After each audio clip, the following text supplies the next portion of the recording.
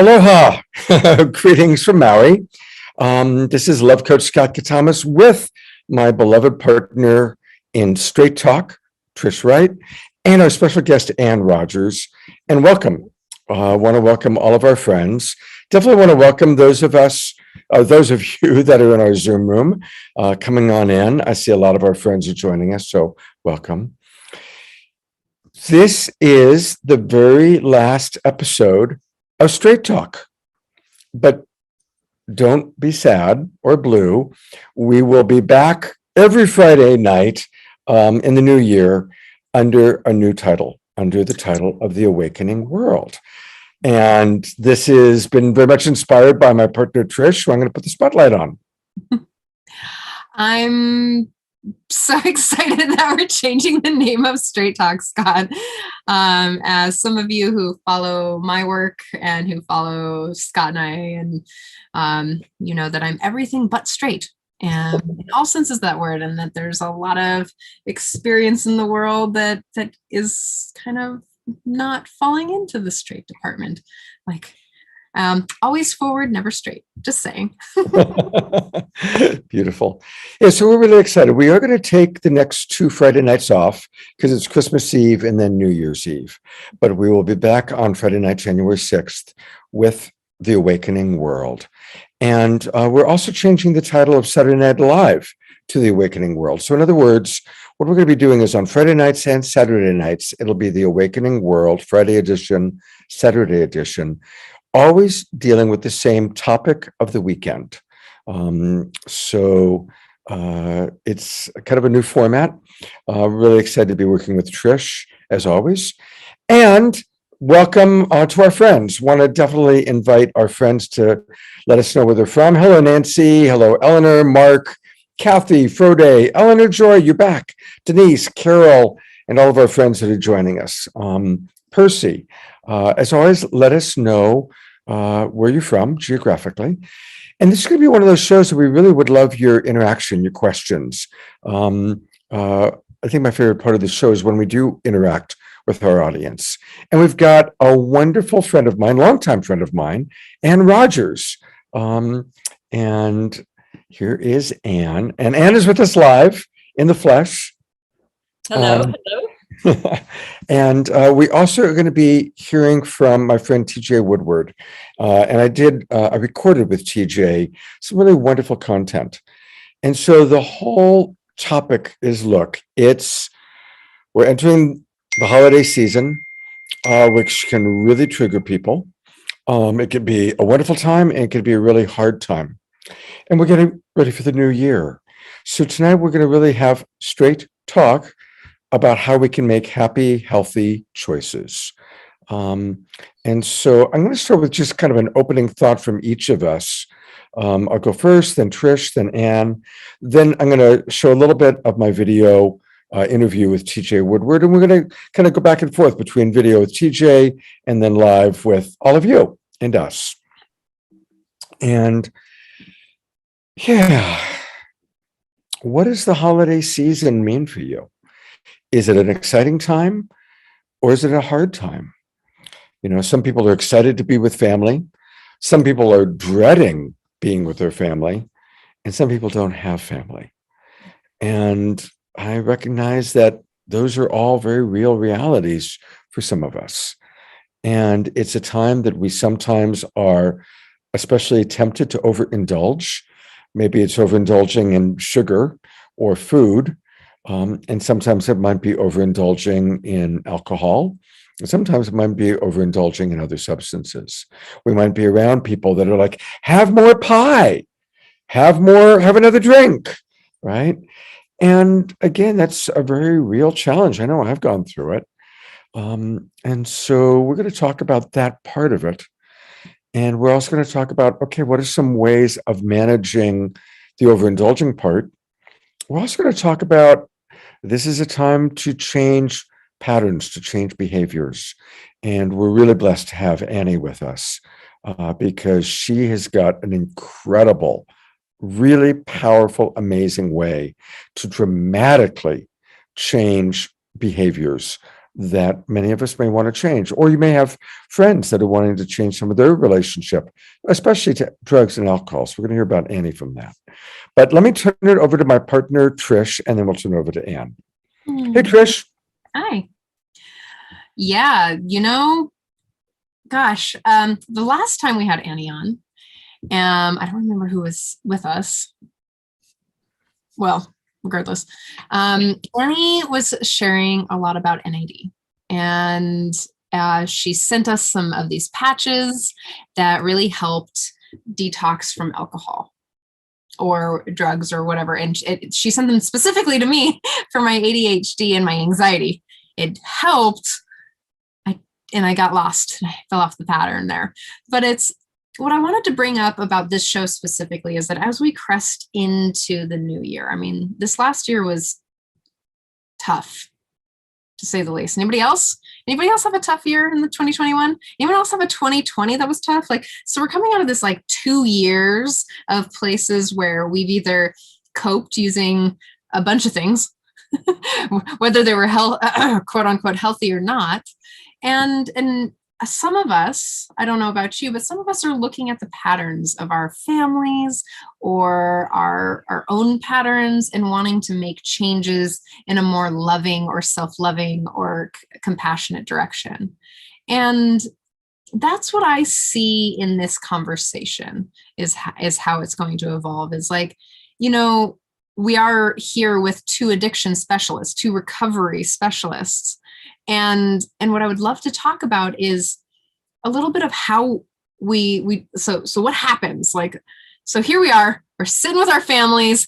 So-and-so, auntie so-and-so has she's the alcoholic in the family and she's going to say some shit. She's going to say some shit. And then you get your mom who's like, oh, I'm, codependent doing her thing. And then you got dad who's angry, and just generalizing and stereotyping right over here.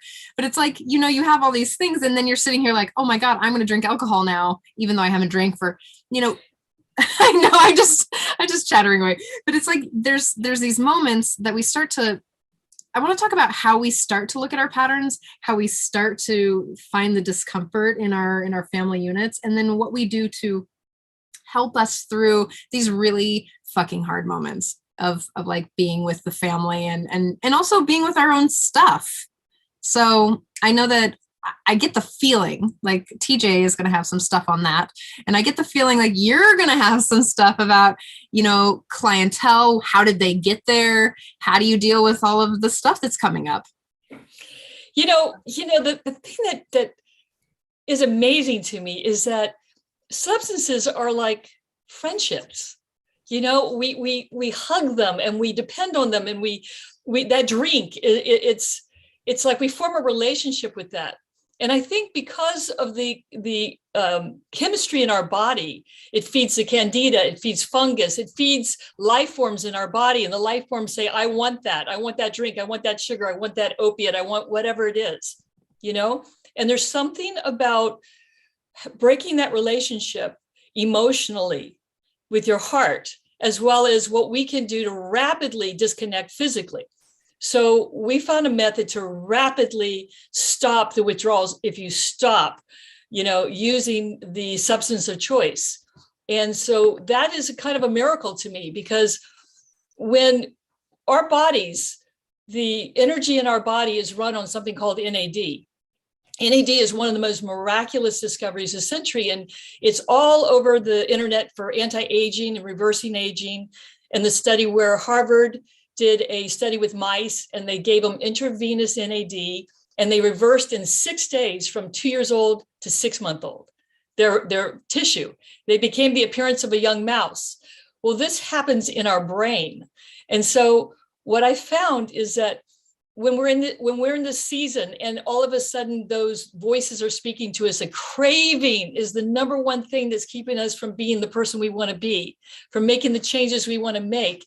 And if we can address craving and then set it up in a way that's going to be successful, like having sober people around you or having a companion that will stay with you till you get over the hill, then you have no desire for the stuff anymore. Right? So breaking that habit, sometimes it's an emotional thing, it's a spiritual thing, and also it's a physiological thing. So this neat development that I discovered incidentally. I heard about this treatment in Mexico over 11 years ago, about 2002. And I knew that all the luminaries from Hollywood were coming to get detox down there. And I just wanted to use it for my brain, but it was too expensive. And then 11 years ago, I brought it over from Mexico, this IV NAD, and watched miracles happen one after the other. People who have been using heroin for 6 years, 10 years, just stop immediately. And all of a sudden have the craving go down. And so the one thing is that that's just the beginning. And that's where people like TJ take over, because now you have to do personal growth. Just because we get you out of jail, I have the get out of jail card. I have a really good get out of jail card. But without the personal growth, without the spiritual growth, without the emotional evolution, there's a tendency to use the addiction to satisfy something that hasn't been resolved yet. But with this cool thing called NAD, which people are doing injections, they're doing nasal spray, they're doing patches, they're doing all kinds of different things. We just happen to find a way to do the IV with a new kind of NAD that you just stick it on your body. You just squirt the NAD right on the patch, and you attach it to your body. And you do that with a high enough dose, and you can get out of anything: fentanyl, alcohol, benzos, you name it. So this is a really important thing to know, because if you have people in your life who really are in jail, going to rehab, their physiology doesn't change. Even if they get some personal growth, their body will come right back with cravings. And so they're going to be right back where they were before. So if you can do it in a proper way where you have love and support, and you stop the using of the substance completely for a minimum of 10 days. In other words, if you can get to that place, then something else kicks in that's really neat. And now you change that relationship with that friend, that cozy drink, that cozy pill, or that high that you get when you feel uncomfortable. And obviously at Christmas time is trigger time. And I know for me, being more of a 70s person, Christmas meant party time.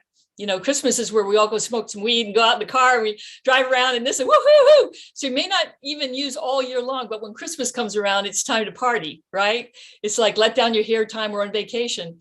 Well, I think all of us are evolving to a place now where we realize that there's more responsibility as spiritual beings for us to really address who we are, and what our life is and what it's on purpose. But if we're physically hung up on something, this is a really cool technique to pop you out of it.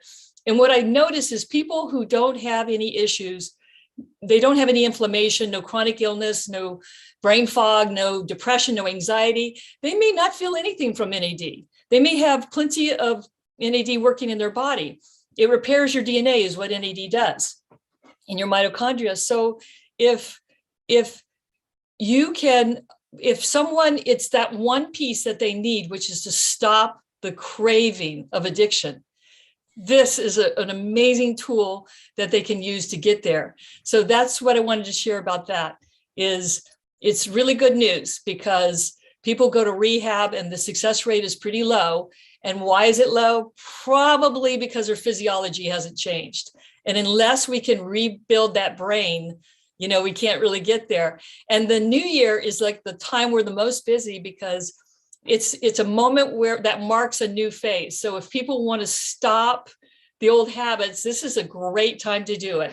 Probably not, you have to pick your time when you're ready to do it. Either you're going to go into the new year sober, or you're going to start day one sober of the new year, right? But if you want to quit, then this is an amazing technique to take the withdrawals away and to take the craving away. So that's what I wanted to share about this neat tool that we have. I want to say I've been using it, and it's true. To be honest, during the pandemic time, I've been working really hard, 12 to 15 hours a day, often 7 days a week. And so I had fallen into a habit of my treat at the end of, working my butt off would be to have a really nice dinner and have alcohol. And I had fallen into that trap. And Annie got me on her patches, And it really is true. The craving. Now, I'll be honest, there still is this psychological pleasure memory. Like I can remember in my mind, if I think about drinking, I can still have a mental pleasure memory, but the physical, oh, I'm really wanting a drink, gone, completely gone. Um, and so, and the patches are great and they're easy.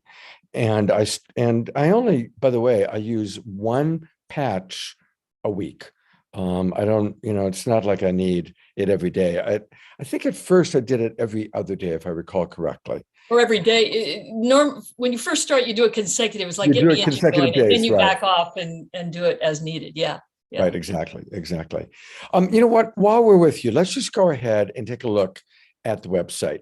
And somebody had asked, what is NAD? So I copied that and put it into the chat box.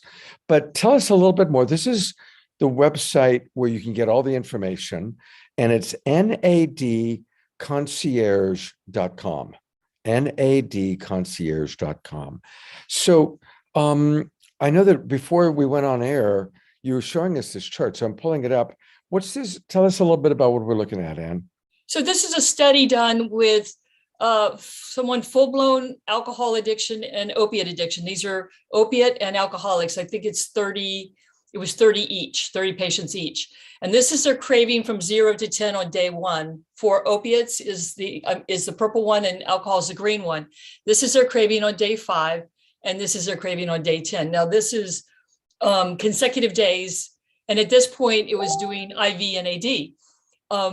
Now it's very hard to pay for 10 days of 4 to 8 hour a day infusion with IV NAD. So that's why I was so excited that we found a breakthrough using fresh made frozen NAD that we thaw out per patch, and we put it on your body, and we can do the same thing. In fact, even better, because we go around the clock now. So my 2 worst alcoholics over the years who relapsed to the point of, I really thought that they might die, they haven't drank since their first patch 9 months ago, and one of them became a drug counselor, and the other one runs our house. That we have a retreat house for people who need to come and crash someplace and feel safe and feel loved and have their food made, and so that they can just, go through their process. So this is just a technique that is really useful to know because almost everybody knows somebody who's really, really messed up, and it never should be done in isolation. It always should be done in conjunction with a program that supports them, loves them. And that's unique to each person because everybody's different. Everybody has different resources, to support them. So, Anne, I'm going to go back to the website for a moment. What else should we know about on this website? Like, where else do you want to direct people? So NAD, by the way, I mean, the things that it works amazing for, because NAD is made from tryptophan or niacin, but it's naturally occurring in our body, and it is what causes the cell to produce energy, ATP production. It feeds on NAD. And our body repairs the DNA with something called NAD. So it does DNA repair. It helps with energy production. It works on hundreds of metabolic processes in the body. So it's like an enzyme. It's not like taking a supplement. It's not taking a drug. It's an enzyme that when you take it in the right quantity and dose, that's the art of it. And you can turn your engine back on. People with COVID, for instance, post-COVID with brain fog, tremendous results, 4 days in a row, and bam, their brain's back. People with neurological conditions. We have a Parkinson's patient right now. His shaking stopping. He stopped shaking. He can get in and out of the car better, more smoother. We have anybody who has an inflammatory issue in their body, chronic illness, chronic gut issues, all those kind of things. We go way down on dose to like 200 milligrams versus 2,400 milligrams for an addict, So there's an art on using NAD, but NAD is like a little God molecule that when your body is low on it, you have these things that don't have the energy to fix themselves. And we raise the energy, that intelligence in your body, and now your body can fix itself. It can retain balance. So it's really something for people who need to make a transition who need to boost their NAD level for a short period of time over a series of days. And then in many cases, they do boosters, like once a week kind of booster, or once a month, or 2 to 3 days every couple of months, or that kind of thing. And I call it the intelligence, because everybody knows what they want. Everybody becomes their own doctor. And I love that. I love that they know exactly what they want. And that's intelligence. That's feeling your intelligence come back. And, when you're craving, I feel like we're really living off other life forms. The viruses, the fungus, the parasites in our body, they all crave the alcohol and the sugar and the opiates. They're the ones running your life, and NAD seems to bat down candida quite a bit. In fact, if you have a high dose of candida, you got to go real low and just work your way through it, Yeah. I want to read some comments that are coming in from our audience. Mark writes, Gabor Mate says that we can become addicted to anything. I haven't had alcohol for 14 years, but kratom, which is a tea, has subtly seduced me. Time to stop. I use it to distract myself from difficult life details. And then he writes, this sounds very helpful. And Nancy has a question. I'd like to comment on kratom. Oh, okay. So comment on ahead. kratom. And also Nancy has a question. Just can it be used while taking other supplements? Absolutely. Absolutely. Yes, absolutely. And the thing about kratom, it seems so organic. We all like the organics, but if you've ever been in the trenches detoxing people, kratom is one of the hardest things to do. One of the hardest ones we ever had was kratom detox. And people who get addicted to kratom know exactly what I'm talking about. It's gnarly to detox off kratom, it raised to the high list, like benzos and Suboxone and methadone, which are easy kind of now. I don't know about kratom with the patches because I haven't done it yet, but almost all the addictions are become much more easy for us, Yeah.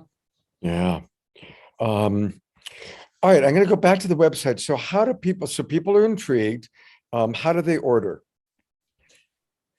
Well, if you're on the website, and hang on, I'm pulling it back up. Here we go. And sorry, I got pulled into somebody was asking a question. I was sending them. Okay, here we go. Okay. So they're on the website. Do they go to your contact?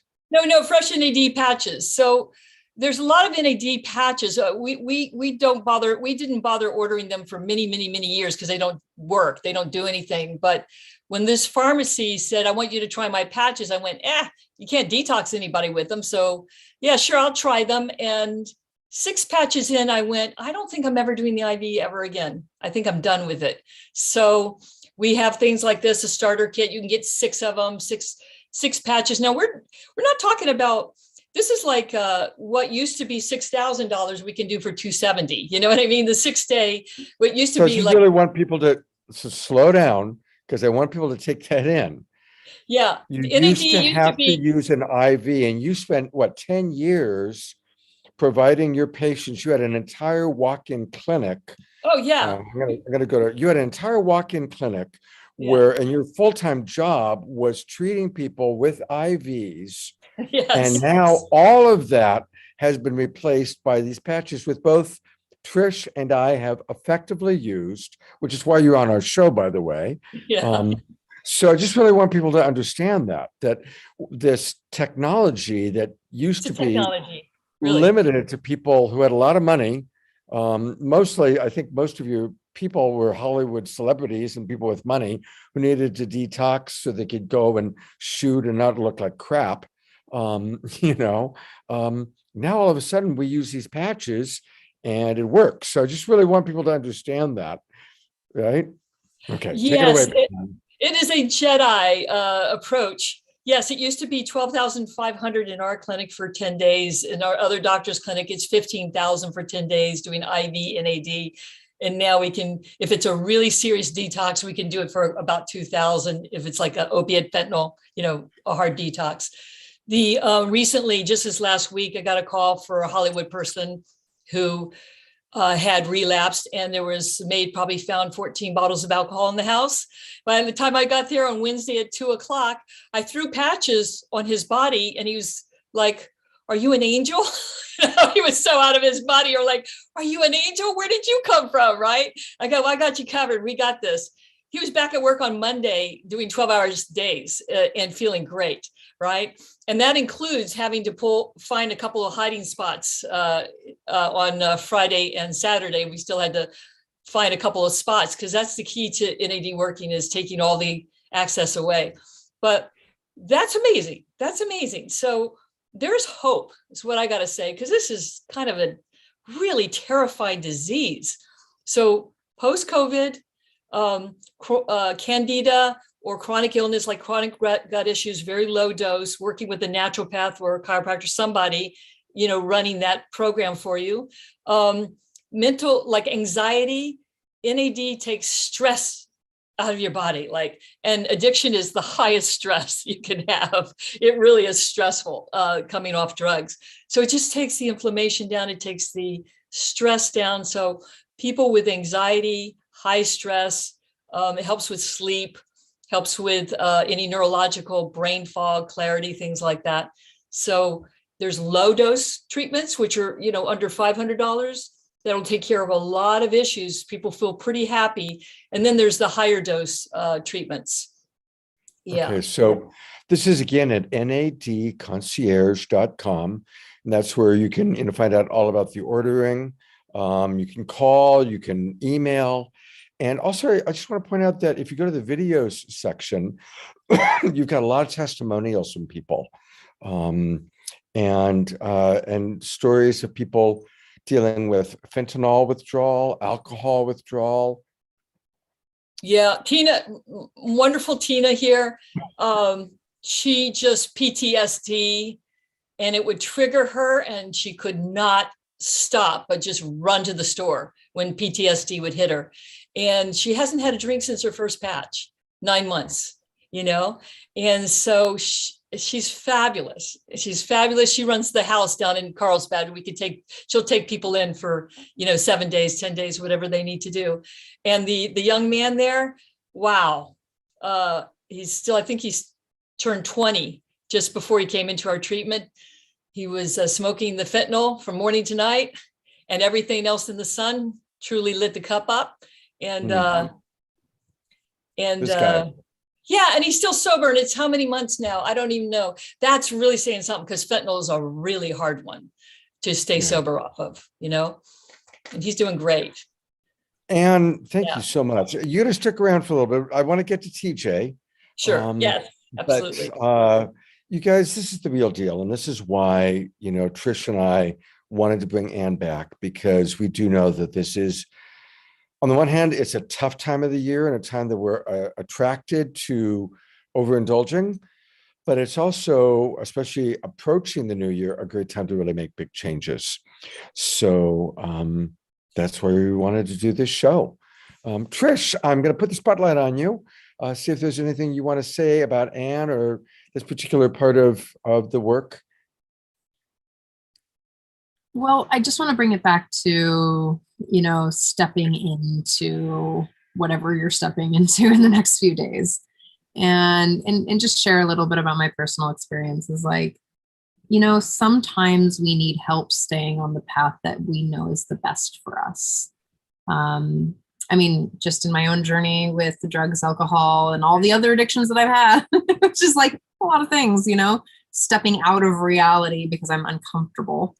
But sometimes you just need a little help. And if you don't have like a partnership that's supportive, or a friend that's there supporting you, but this is one of those pieces. Like, you want to go show up in your family unit, and you want to have a little piece of something that's helping you stay sober, or stay not anxious, or, feeling good. It actually gives you a lot of energy. So this is one of those pieces that can really help as an ally, as a chemical ally. And you put a patch on, and it kind of feels, you notice it throughout the day. So you're also bringing your awareness to that moment, right? It feels good to wear the patch. So yeah, if you need a little help right now, it's okay to need help. It's a tough time. It's the winter time. It's dark. and this can really help you. Anne, I think there might be some questions in the chat box, so maybe you can answer those a little bit. But I do want to kind of get to TJ Woodward for a few minutes. And again, TJ, honestly, he's been my coach. And he's just a lovely man. He's a really lovely man. And I'm snobby about coaches because I'm a coach and I'm a very good coach and I train other coaches. And honestly, when I've hit challenges, there are two people I go to, and one of the two that I go to is TJ. So he's written 3 books. His first book was Conscious Being. His next book was Conscious Recovery. And his new book is all about conscious creation. So anyway, we've got some really fun stuff. So let's take a look at what TJ has to say, and then we'll all be back to comment on that. Here we go. Right. And, I really appreciate that you honor me as someone who, we did get to work together coaching. And, you and I know that it's really about consciousness and holding each other. And I just appreciate that you gave me the honor of holding some space for you during a time of transition. And all of us at any moment can be the coach or the coached. Yeah, that's true. That's true. I much prefer being the coach than the coachee. It's so much easier, isn't it? Well, let's just start first of all by what does it mean to be a conscious being? And tell us a little bit about the first book and how you got started. We'll kind of go through the progression. Perfect. Yeah, my first book came out in 2015, and it was really the culmination of me asking the question, how can I articulate the message of awakening in the most simple way? I have read some of the most phenomenal books, as many of us have, and sometimes I would read a book and I would have to reread the paragraph multiple times because they can be really dense, right? And so the intention for Conscious Being was really like you and I sitting down, having a cup of tea or a cup of coffee and having a conversation about how we awaken to our true nature. So I wrote it in a way that's really conversational, like we're just sitting down talking about these different topics. And some of the topics include living in a more compassionate way, how we look at consciously the evolution of our own consciousness, how we stay centered in an ever-changing world. So it was really a series of, it started with 12 talks that I had given, and those talks became chapters, and it became a conversation that I hope to have with people. Again, in the most simplest way to say it is, how do we awaken to our true nature and our highest possibility? Beautiful. So what's a tip that you can give us right off the bat for that? Well, the first thing that came to mind is I'm thinking about the chapter called Everyday Compassion, and it really is dedicated to my first spiritual teacher. You could call her my first coach, Mary Helen Brownell. She's phenomenal. And when she made her transition in 1998, I was really aware that she had helped so many people and yet had never written anything and barely ever was recorded speaking. So I wanted to be a scribe for that. So that chapter is her 7 spiritual truths. Now, she did not make a list of 7 spiritual truths, but I reflected on what are the things I heard her say most often. And the one that came to mind when you asked that question is, there's only one of us here. And I remember being, when I met her, I was 20 and I was I had come out of an addiction, and I felt really damaged and wounded. And that showed up as a lot of judgment of other people. And she would say, remember, there's only one of us here. And so my instruction was to see the other person I was having, seeming conflict with as me, and they, as me, and me as them, and really recognizing the profound, simple truth of, how do I make peace with others? There are no others. How do I forgive others? There are no others. So that's what showed up for me when you asked that question. One of a practice that I love with that, even though we're focusing on you, I got to do my favorite practice, is when I'm having trouble accepting that other person in that way, is to think to myself, there's God fully experiencing itself as Donald Trump, as Joe Biden, as pick whoever you're challenged by. Or if you really want to go for it, there I am fully experiencing myself as this person. And to contemplate that, to reflect that. Yeah, I love that because that's exactly the practice. And it's, of course, synchronistic because it's exactly what I offer in conscious being. One practice is to look at the other person, the perceived other person, and say, isn't it interesting that I'm doing that? Right. And then becoming aware of the compassion that I can have for myself, showing up as Donald Trump or Joe Biden. Those are great examples, right? Because most of us might have an opinion about one or both of them. And when we move into a spiritual awareness that we're all perfect emanations of one source energy, that we are indeed really one frequency and one energy, life becomes completely different. We then live in a completely new way. And that's really what I mean by awakening to our true nature. Yeah, yeah. All right, we are going to take a break to see what our audience has to say, and then we'll be right back with TJ Woodward. All right, back to you, TJ. So how did conscious being and that book and the success of that book and your own process lead to conscious recovery? It's interesting you asked that question because it actually leads us to conscious creation, which we're going to talk about later. The reason I say that is I have learned how to trust visioning, and visioning, of course, is very different than visualization. And the reason I'm starting with that is, to tell you the truth, I did not want to write conscious recovery. I did not want to be pigeonholed as a recovery person. That was not what my mind was telling me. I had a spiritual community at the time, and I was working in the addiction treatment field, but I was trying to pivot away from the addiction work. But as I got quiet and listened, which is the practice, that voice kept coming through of conscious recovery. Write about your perspective, your experience, your point of view about addiction and recovery from a very, very different lens and a completely new way of looking at it. And I sat with that, and I sat with it for at least 6 months and ultimately yielded to it and started writing conscious recovery. And of course, it has really exploded, and it's, being used at treatment programs all over the world. And it's a huge honor for me to have said yes to that inner knowing. And I start with that because, in some ways, who am I to say what I'm supposed to be creating and revealing and what wants to show up, right? So it really came out of me saying yes to inner wisdom.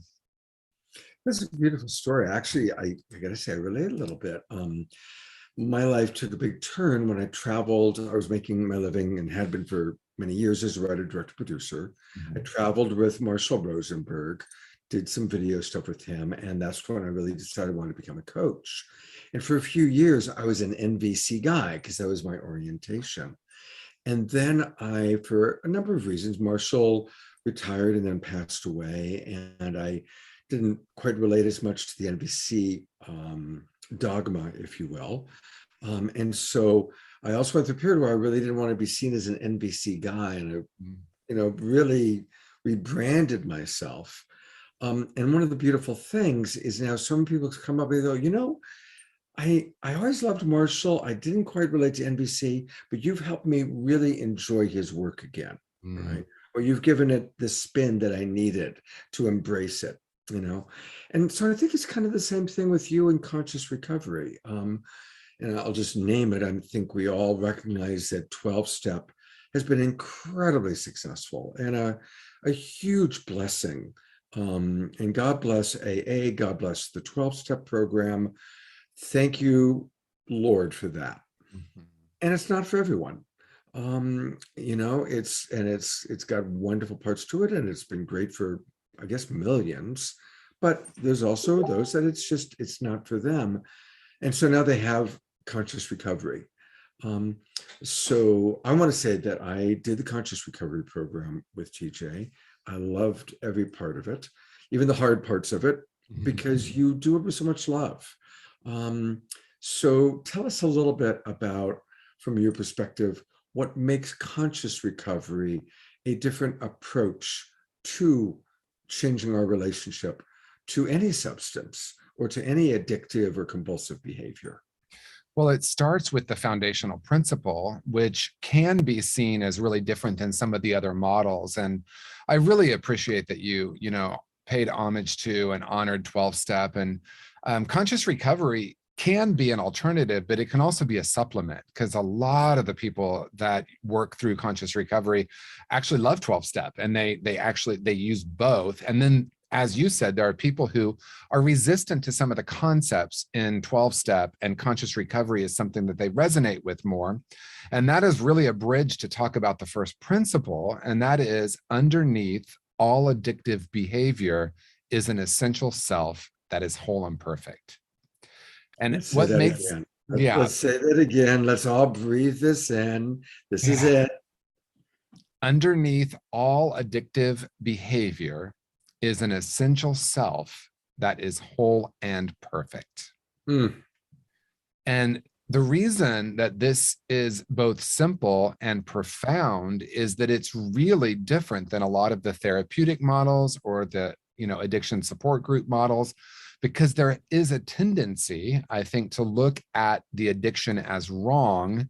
And in some way, whether it's conscious or not, a person who is struggling or working through an addiction as broken or damaged in some way. And a lot of the models support that. Counselors, therapists, clinicians, a lot of them have been trained to diagnose and treat what's wrong with you and how do I help you heal that or fix that. It's usually more of a fix, right? In other words, there's probably, or most often, an unconscious bias that the person is damaged or broken and that I need to help them in some way. Now, to flip it, and to look at, if you're someone watching right now who has been working through, or what we would perceive as struggling with an addiction, you might see yourself as broken or damaged. And so conscious recovery comes in and asks the question, what if underneath all of that, there's still a place within you that's unharmed and unharmable? And it's a really different way to look at it and to work with it. I literally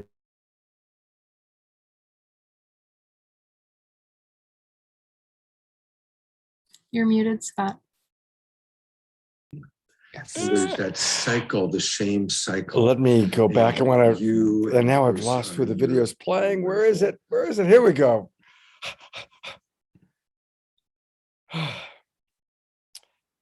What are your thoughts about what comes up for either of you about what TJ has shared so far? You're muted, Annie. I don't know how anybody can make it through the world without a spiritual connection, without really going and discovering that soul connection and having all the support you possibly can put together, to me, that is so key to the healing, because the rest is it's symptoms, they're just symptoms.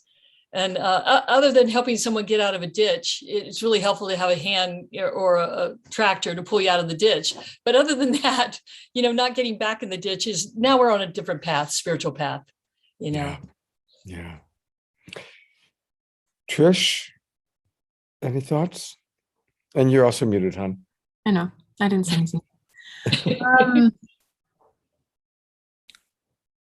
I what I love about all of the work, and even bringing Gabor Mate in, is that it's holistic. There is no separation between the traumas that we have and the addictions that we have and the way that we work through them. That, there is a belief that, I'm going to totally butcher it, by the way. There is a belief that that the separation, the human separation, is what causes us to seek out external things to fulfill those needs. Mm-hmm. And in a lot of capacities, that's what I used drugs, sex, and rock and roll for, is like the discomfort within self and the seeking outside. Like I was leaning into something that I couldn't find because I didn't know how to get in. We don't live in a society that's very loving or supportive to finding stability within oneself. So, through alcohol or through other people, through codependency, through sex, through, I don't know, ecstasy or whatever else I was doing, all of it. I was just doing all of it,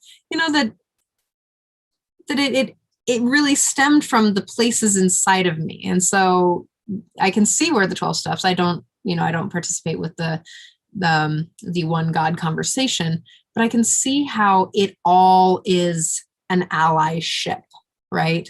The NAD, but the NAD is going to work. And you also have to supplement that with therapy. You can do all of these things, and you've got to find a way to merge all of them into that Trinity connection, that mind, body, spirit connection, that place. It's all, there's no separation, right? So when I judge Scott for drinking, it's like, oh shit, like that's me actually. Like Scott is me. Like I hold the judgment within myself. That's why I judge him. And so actually acknowledging that, to find more love for Scott, like Scott's doing whatever he needs to do to feel safe and comfortable. And I could also be a friend that's supportive to him. Like, hey, have you done your NAD patches?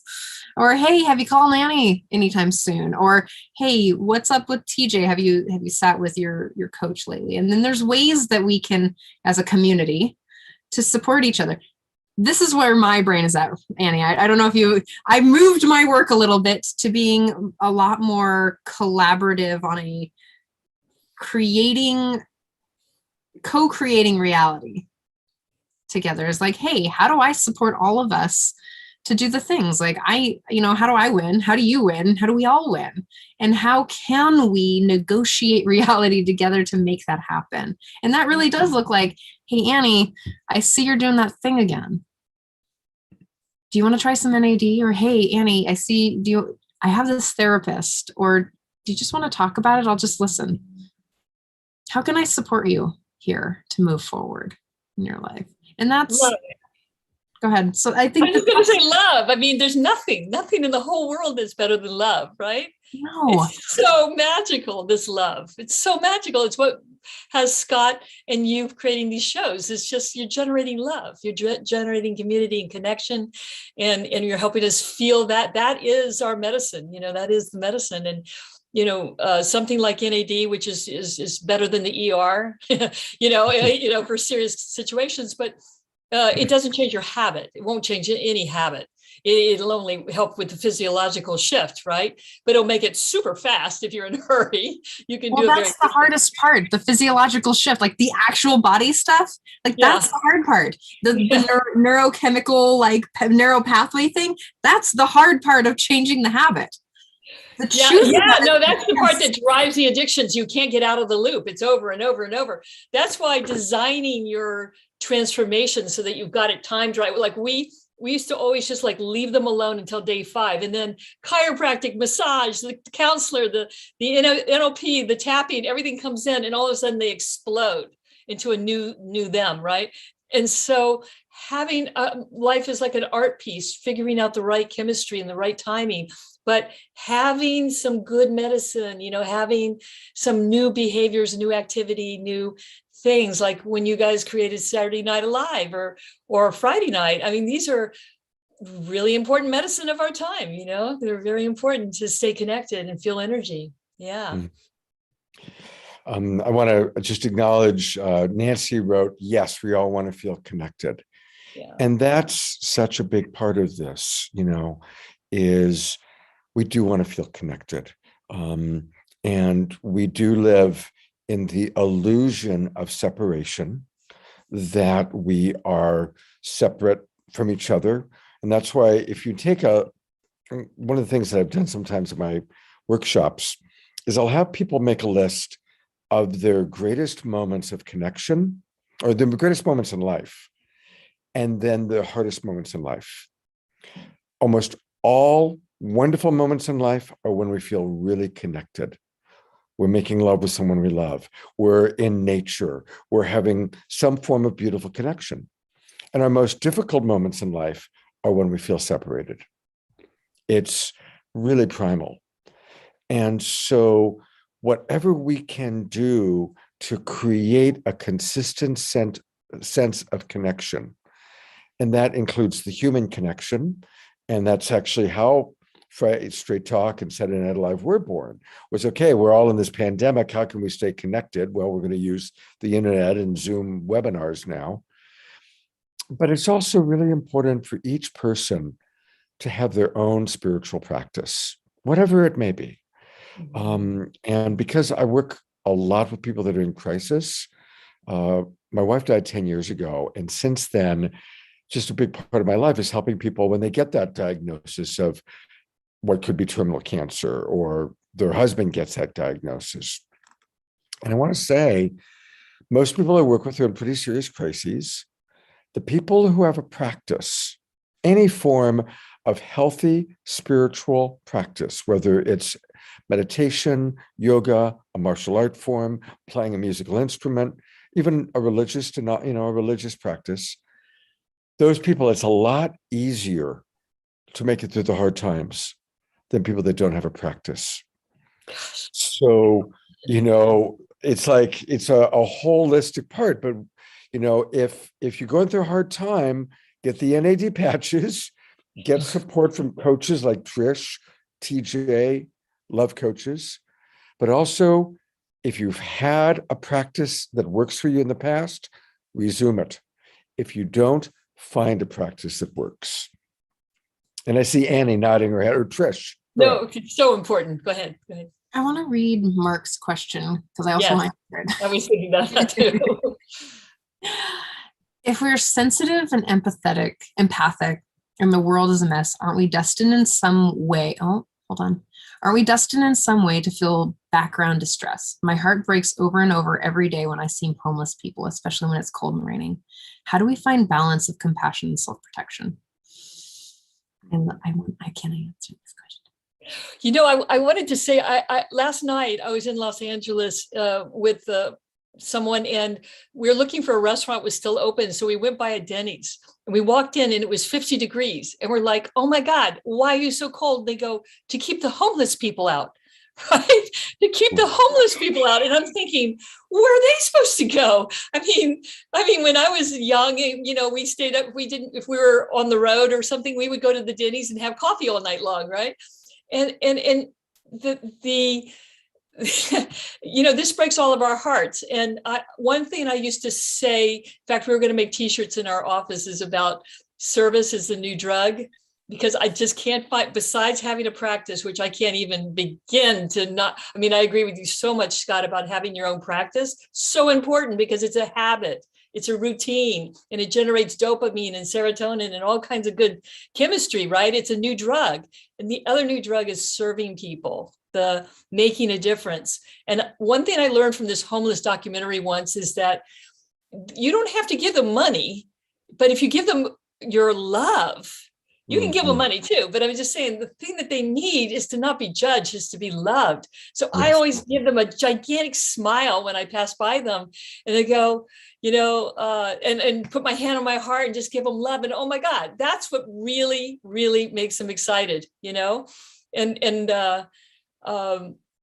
So, and as far as balance go, I think that's what our whole lifetime achievement is finding balance, because we get so out of balance. We get out of balance with giving, we get out of balance with taking. Finding balance is, to me, one of the golden keys, is finding what balance feels like for us, because we're giving beings. We have to be giving. We have to be sharing love. That's our connection to each other, and if you're ever lonely on the holiday, you just got to go find a soup kitchen and serve, and you'll have a great Christmas or Thanksgiving, Thank you. Yeah. A couple thoughts on this direction.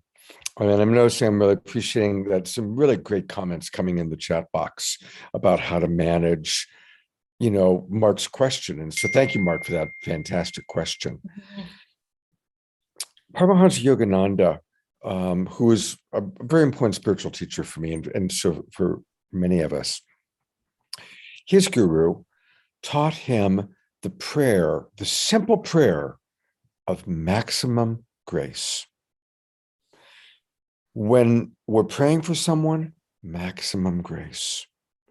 Because we never know, on a deeper soul level, if it is best for someone to heal from the cancer, if it is best for a couple to stay together or to divorce, if it is best to keep the job or lose the job, we never know because we only have our limited human understanding of it all. But maximum grace for whatever our individual karma or challenges are, maximum grace for us as a people. And even with those homeless people, maximum grace. As you walk by them, maximum grace. And Yogananda's teacher taught him that actually only 5% of the time should you physically get involved. Now, 5% of the time, life is going to call upon you to physically get involved and support someone.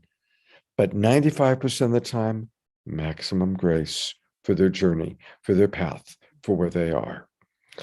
And that's a wonderful, wonderful thing that's helped me. Because I think like most of us, I was born on Christmas Day. I've got a Messiah complex, a rescuer complex. I want to jump in and fix and save everybody, right? And it's really helped me, just maximum grace. And the last part about that is also the humility of it. Not to pray, please may she be healed. Please may their marriage last. I don't know what's best. I just think I know what's best. Maximum grace. There's a humility to caring, putting that heartfelt, loving desire for support for someone, but recognizing that divinity, life, knows what's truly best. Amen. Your answer. Can I take a stab at it? You know, what comes to me is something that I've been working on for a little while, is this idea that we have polarized feelings. Like we have created feelings that create polarities in our bodies. The Buddha says all life is suffering, right? That being, I feel, and this is my personal opinion, is that like being this beautiful, amazing, vast spirit and being in this human skin, which is kind of uncomfortable. Being a vast spirit in a tiny little body is kind of uncomfortable. And that we have sensation. So what I try to remember is that these feelings that I have labeled through a language that has created consensus reality is I've created a judgment on it based on the desire to feel these pleasurable feelings. Right. And so when I'm like, yeah, there is going to be distress because we are living.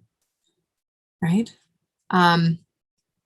And so when I'm seeing that, I'm holding that space and compassion, like, oh, there's degrees at the discomfort in which we feel. And I find myself just being with those people in that discomfort as them, like, oh, can I hold that discomfort without making it, like, without sending my judgment out to them? Like, yes, they are homeless and they're having this experience. I've been homeless before. I've lived in my car. I've never begged on the street, and I luckily had a car, but I can remember what it's like there. And so I drop into my body and I really just sit with them in that space. And I say hi and I humanize them. And I'm like, you know, like, you're there and I see you. And sometimes when I have the extra to give, I ask them, what do you need right now? Is it money? Is it drugs? Is it food? Like, what do you need in this current state that you're in that I can actually give you? Because I'm not judging them for where they're at. I'm not looking down upon them. I'm looking at them from this moment. Can I offer them sometimes I buy an extra wool jacket. Like if I have, I'll find stuff in thrift stores, or I'll find a jacket or something, and I'll actually offer these extra things. I'll buy extra and drop them off, or I'll volunteer my time, like Annie said. And, I know that we've had a lot of people on this show that when you start to step out of your own distress, which was a big piece of my addiction, is like, I'm so distressed that I have to feel more comfortable. Then when I stepped out of my own distress and started to kind of focus on another to make their lives more comfortable in the way they wanted. Don't get me wrong. I'm not going to assume that I know what's right for them. that when I ask them, like, hey, what do you need right now? And they're like, I don't need anything. Just leave me the fuck alone. Or maybe it's like, I'd love a meal, a hot meal right now.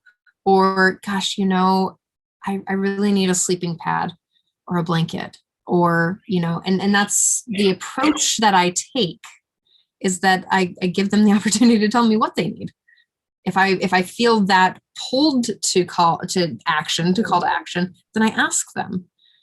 And that's coming from a place of my fullness, right? Because giving out of emptiness creates resentment, and that is deeply unloving. That's an unloving action out of obligation and resentment. And so it's, who's just said, gosh, who was it that we were talking? Was it Marty? Marty Casey, just for a week ago, maybe a week ago or 2 weeks ago. I don't know. Time is weird. That she was like, no, for her means needing and more overflow. That she says no when she needs more overflow to be able to give. And I was like, wow, that is a beautiful, beautiful concept to bring into the world. Like, I need more overflow to be able to give extensively to you. Right? Beautiful. So that is my answer to that question.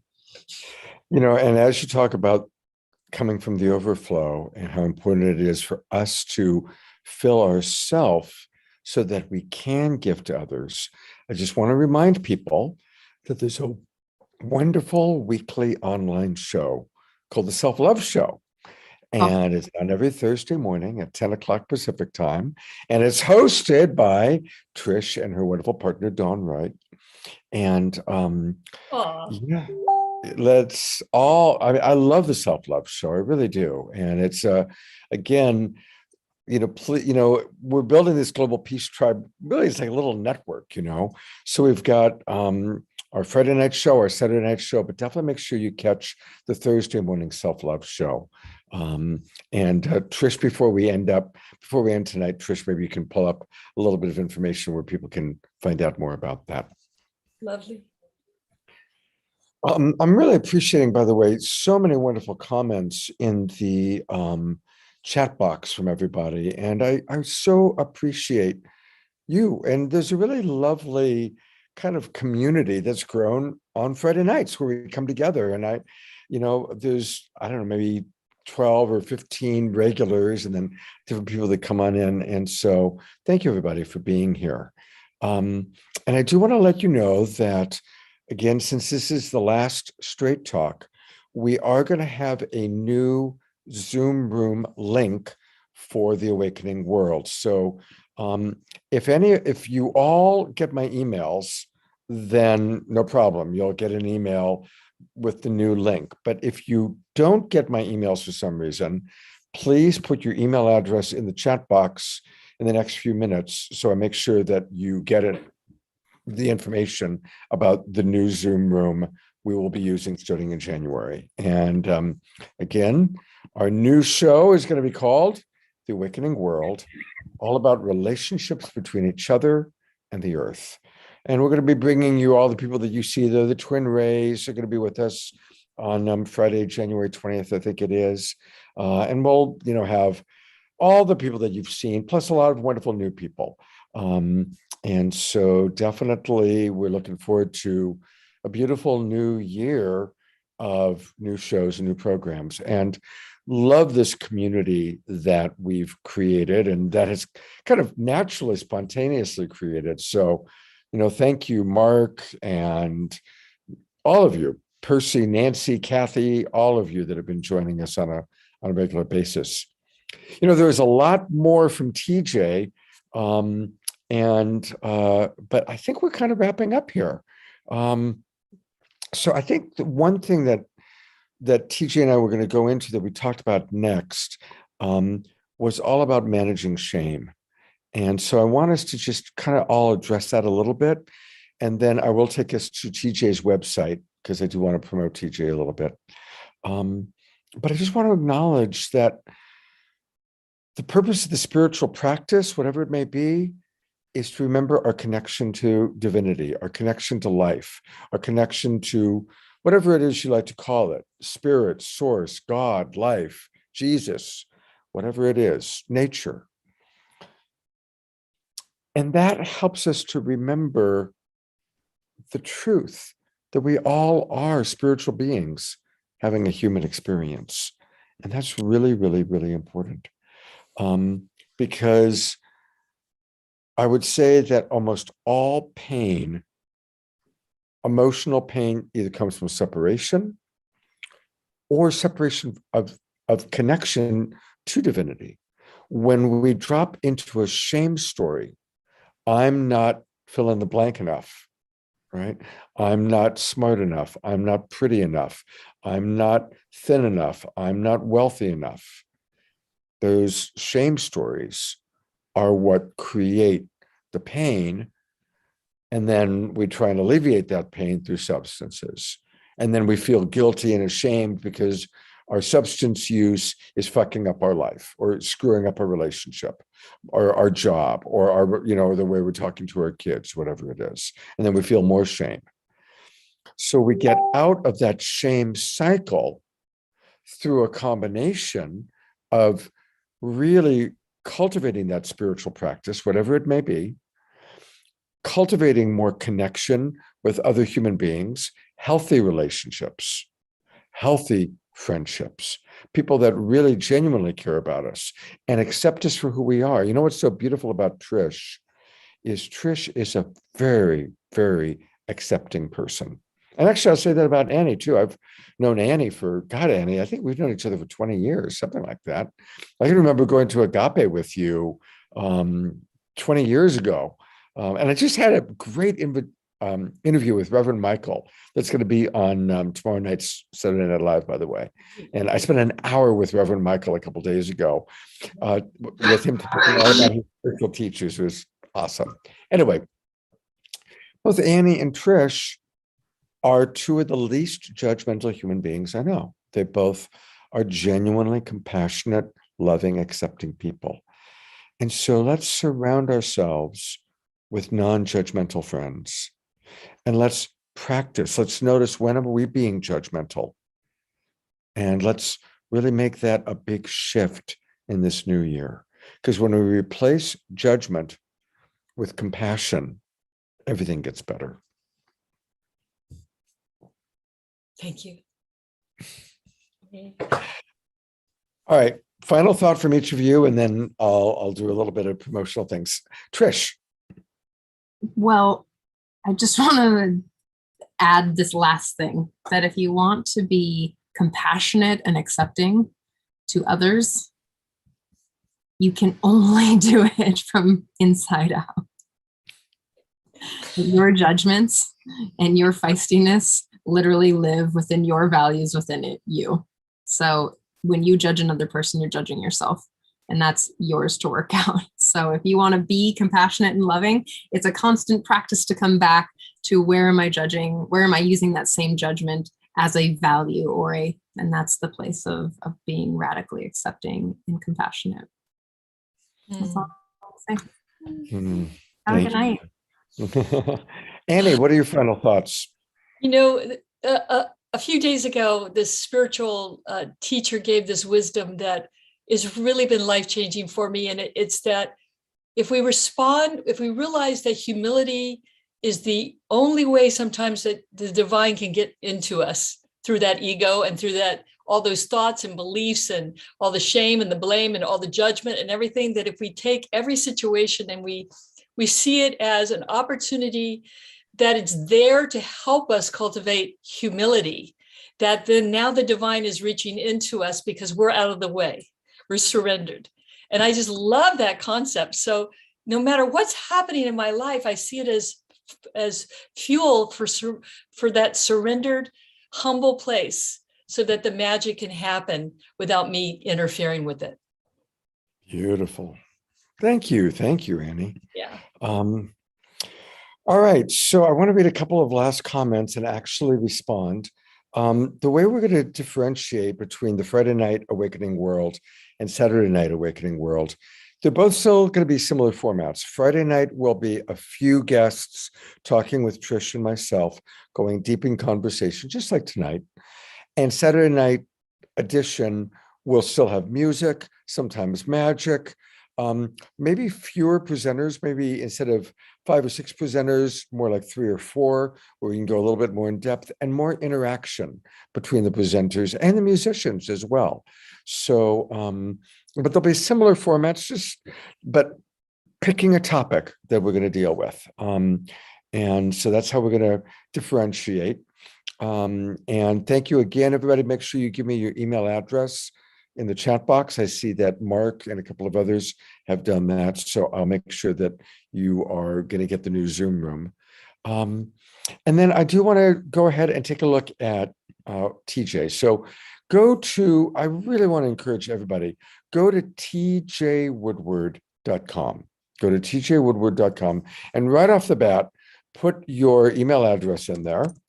And when you do that, he provides a really lovely, and I'm already on his list, but a lovely daily inspiration. And then if you're interested in what TJ has to offer, he's got some really wonderful courses. So I've already done that. You can take his online conscious being course, his online conscious recovery course, or his online conscious creation course, or you can take all 3 for only $99.99, $100. And if you go in and read, his online courses are great. And really, he's a wonderful, wonderful teacher, a wonderful coach. So I really encourage you to go to tjwoodward.com and check it out. And thank you, Eleanor Joyce. She writes, what an enlivening show tonight. Many thanks. Tina writes, thank you, you guys. I'm so grateful I was able to get the last few beautiful words. And Nancy, we're going with the same name because we really want to emphasize that we are part of an awakening world. This is what's going on. And I want to acknowledge Trish came up with the title, Awakening World. Great name. It's a great name. And it's a reframe because it's a hard time out there. A lot of people are struggling. It's a challenging time for a lot of us. And it's because we're in a birth canal and the planet is awakening and we as human beings need to awaken. And awakening is not always easy. When we awaken, let's say as humanity, to the ways that we have been unsustainable in our environmental practices, as we awaken to climate change, as we awaken to the ways that we have not been responsible caretakers of the earth, it's uncomfortable, right? But we need to awaken in order to become the stewards of this world, in order to really take good care of each other. We need to awaken to the ways that we have prejudice, that we didn't realize we had prejudice. We need to awaken to the ways that we have practices that harm our bodies, right? We need to awaken to these things. And that's why on this show, we're doing environmental themes. We're doing how to be healthier, how to deal with addiction, how to deal with our prejudice, how to deal with social injustice, how to deal with these things so that we can awaken, not from a blamey, shamey, judgmental place, but recognizing that we are all part of an awakening world. So that's why we're doing that. All right. Thank you, everybody, so much. Join us tomorrow night for Saturday Night Alive. It's going to be a great Saturday Night Alive. What we did was we are bringing in almost all of our favorite spiritual teachers and having them talk about their influences. I'll bring up the poster for a moment.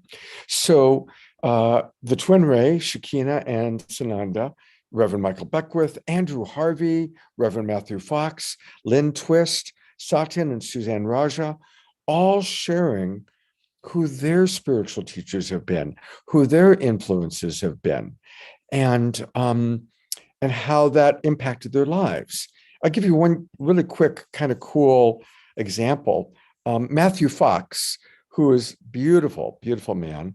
When he was a boy, he was fascinated with Abraham Lincoln and really appreciated how honest Abe Lincoln was. And he dedicated, no matter what, I am always going to be honest.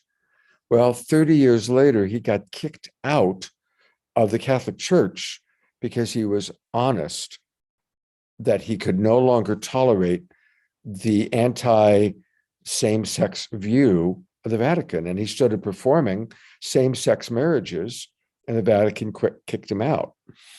And I love that story because his influence as a boy, Abraham Lincoln, honesty, he stayed in that integrity.